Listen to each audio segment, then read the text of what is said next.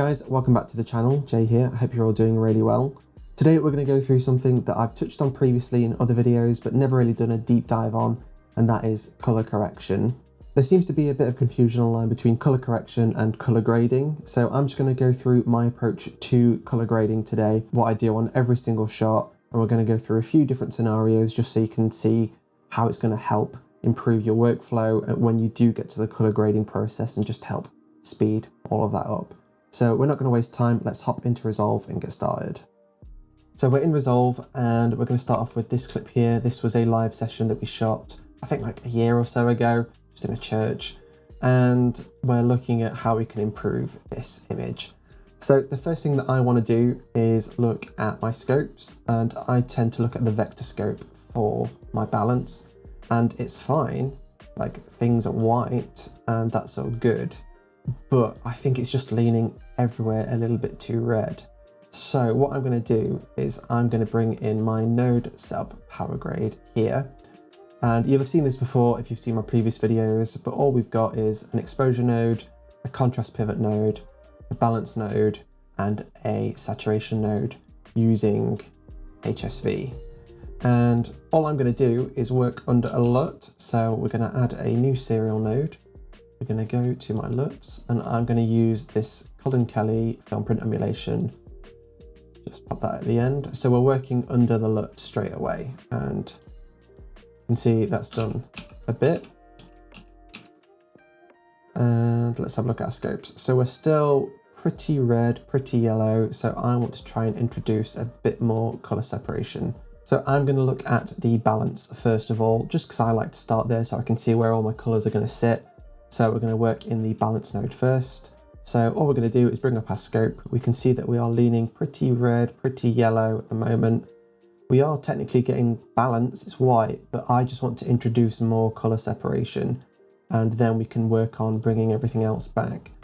So all we're going to do is use our printer lights, and if you don't know what they are, they're basically hotkeys, and they're a bit more mathematical in how they operate. So all you do is go to color, and then you turn on your printer light hotkeys, and then your keypad basically becomes these hotkeys.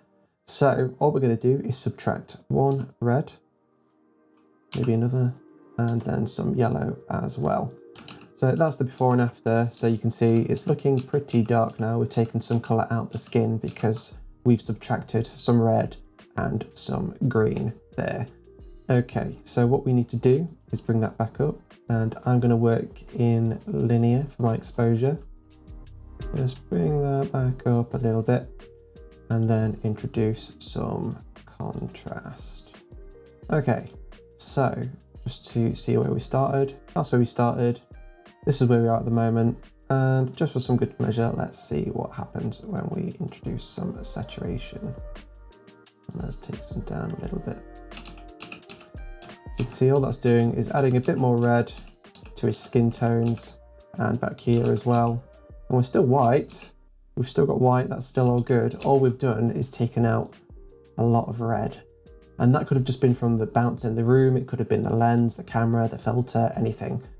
Let's just try and push it a little bit more. Maybe not. Are we going a bit more magenta there? I think so. Okay, so balance on, balance off. You can see there, we're still very much in the same place, but all we've done is spread the entire mass around, and you can see in the waveform as well. We've just moved things around a little bit. We brought down some of the highlights as well, and we're introducing some blue just to get that color separation, that color contrast. And all this does is sets you up for a easier color grade. And we're going to touch on that in the next couple of clips. So let's move on to the next one. Okay, so I don't think this is 10-bit footage. I think this is a 7.3 footage. What we're going to do is bring in our nodes again. We're going to work under the same LUT, the 3510. Pop that on, and you can see that's not doing masses, so I think we're going to have to do a bit more work on this one. Just looking at it, I think we are overexposed. So the first thing I want to do is bring down our exposure a tad. And let's just have a look at our balance. Yeah, so we are very yellow, very red, but we're just sitting in this yellow quadrant basically. Okay, so we can see it as well in like the black here. This is supposed to be black, but it's like a red, yellow kind of shade, and that's not natural. That's definitely some like digital issue or white balancing issue. So what we're going to do is go to our printer lights and we're going to subtract red. And you can see it straight away. And we'll just take away some more yellow as well. Okay, so we're not 100% there yet, but that's looking a lot better. So what we're going to do is add some contrast, probably a heap of it, and just get that sitting in a place that I think looks good. And okay, so when we've increased the contrast, we can see we're a little bit off of the skin tone line. So all we're going to do is take away some yellow and maybe just a little bit more. Yeah, there we go. Maybe some magenta. Yeah.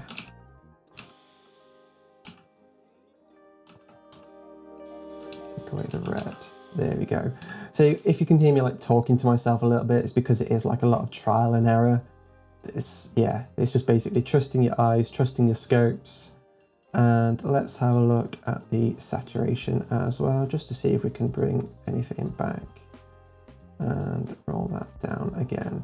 Okay, so for a general corporate kind of look, I think this is fine. Like, it's very quick, and all we've done is done some quick color correction, and we're working under a LUT as well.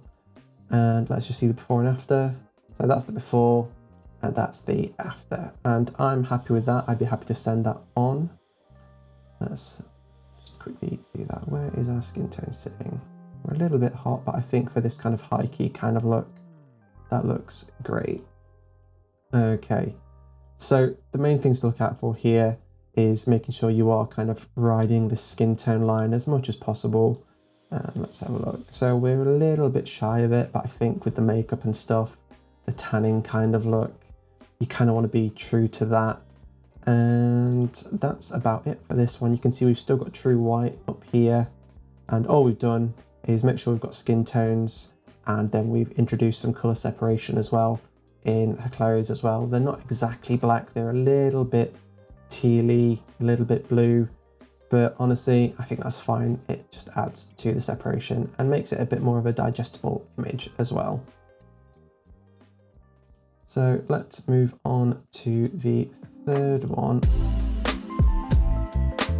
And this is something that we shot, I think like 2 years ago or something now. Let's get a bit of a wider, there we go, where's our hero frame? There we go, that's cool. So there's a few issues straight away with this, and because I shot it, I don't mind kind of going into a little bit. There's a lot of haze, there's a lot of haze, and all that's doing, and because it's in front of the talent and in front of camera, you're just getting this super low contrast look, and it's just kind of fading everything together, basically.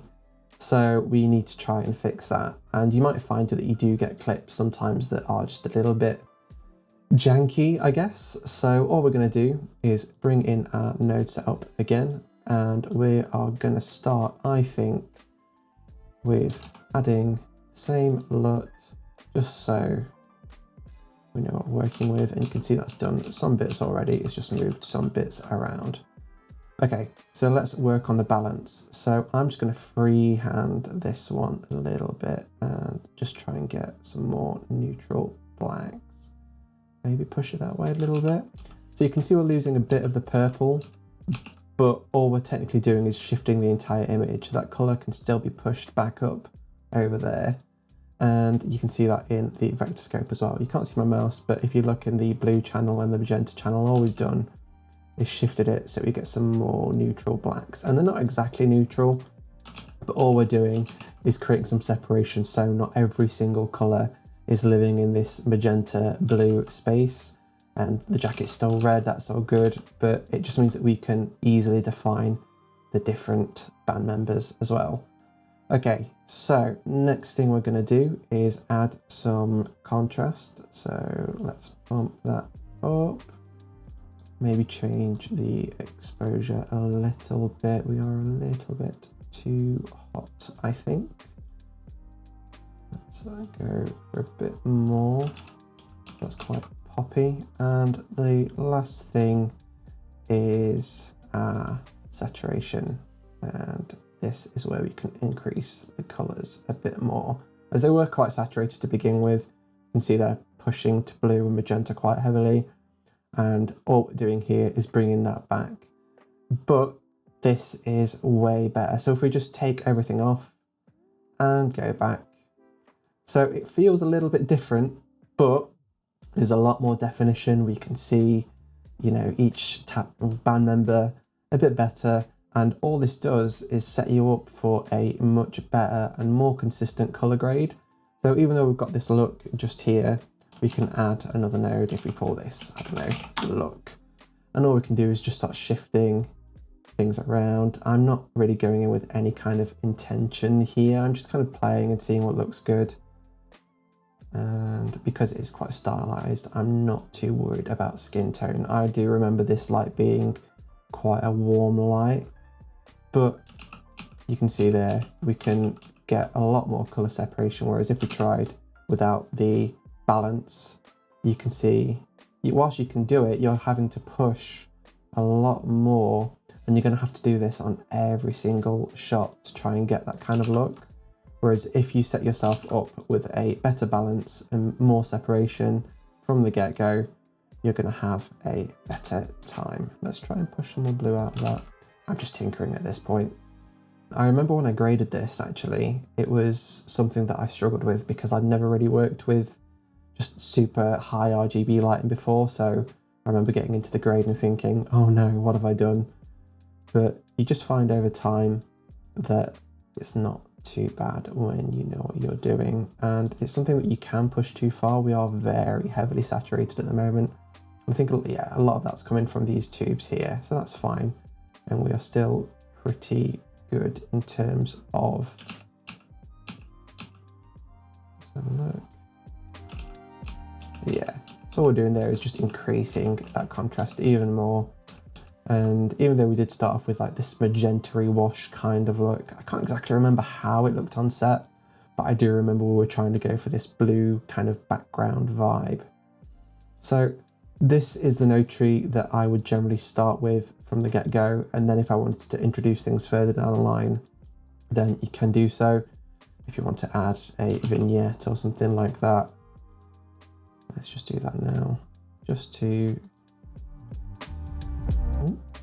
bring more focus to talent. And just invert that and bring down. There we go. So if we look at our scopes, we're still all good. We're not clipping anywhere. Nothing's going crazy. Strong saturated image, which is fine because that's the look. But if we turn everything off and go back to where we were, you can see there's just so much more color separation. We're going directly to our talent because not everything is living in this purple, blue, magenta kind of space anymore. And that's pretty much consistent for every single shot that I look at. So even on this last one, right before, everything was living in this red, yellow space. And all we're doing is bringing it back. And so long as you're very delicate with it, a little does go a long way. You'll find that you can get yourself in a very happy space. And all you want to do is be reading your waveforms and your vector scopes as well, just to make sure that you're not going too far, because it is something that you can go too far on. And sometimes that's, you know, the style that you want to go for. It's not like it's a bad thing, but it is something to be aware of. The main takeaway for this video is to really be consistent. And the only way you're going to do that is by having a solid foundation. And I think this way of color balancing and just setting up your shots is the best way, personally for me anyway. And all this means is that when you do get to color grading, you're going to find that it's going to be way more consistent. You're not going to have to tinker as much and get nitty gritty. You're going to be way more broad with your adjustments, and you're not going to have to tinker with individual hues because maybe some skin tones don't line up, or the color of a wall is a little bit weird versus the other shot. If you do this first before anything, you're going to set yourself up for a much quicker turnaround in terms of your colour grading. But that is it for today's video. I hope you learned something. And if you did, please consider dropping a comment, consider subscribing. It would really help me out. But until then, I shall see you in the next one. Peace.